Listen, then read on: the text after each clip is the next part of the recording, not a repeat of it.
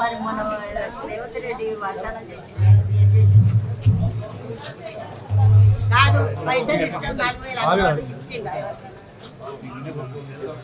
నాకు ఇనే ఒక్కలేదు చాలా, నేను 2 లక్షలు అడిగినా నాకు అంతే మట్టు కావాలి. నేను ఏం అడగలేదు, నేను ఇవ్వాలంటే రేపు వచ్చేదాన్ని. నా పిల్లలు కాదు నాన్న,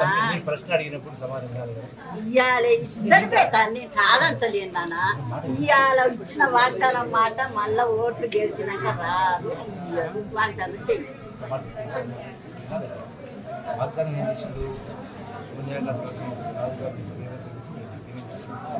కాంగ్రెస్ పార్టీ రెండవది రేషన్ కార్డు ఇస్తాము.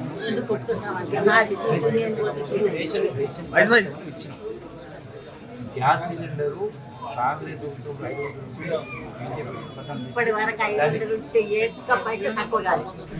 500 సబ్సిడీ ఈ ఖాతాలో జమ చేస్తాం. జమ కాకపోయి ఉంటే దానికి ఇప్పుడు ఇల్లు తిరిగి అవి రాసుకొని వాటిని జమ చేస్తున్నాం.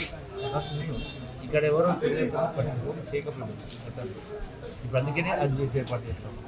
దీంతో పాటుగా గ్రామాలలో వ్యవసాయం ఉండింటాయి.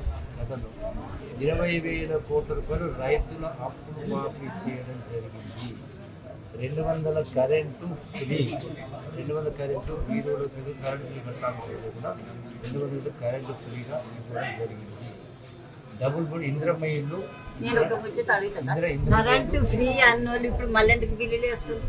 మళ్ళీ 200 యూనిట్ల కరెంటు వరకే ఫ్రీ. 200 కంటే పైన ఉంటే బిల్లు కట్టాల్సిందే. ఇప్పుడు మహాభారతం చదివిందా?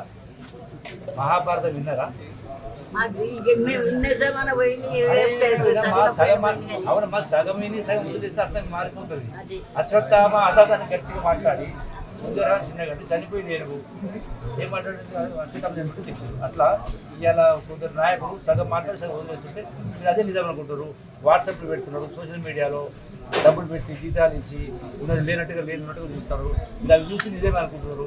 ఏది నిజమో ఏది అబద్ధమో తెలియకనే కదా ఇప్పుడు అడిగేది. మరి అంత ఏది అబద్ధమో ఏది చేసేది అంత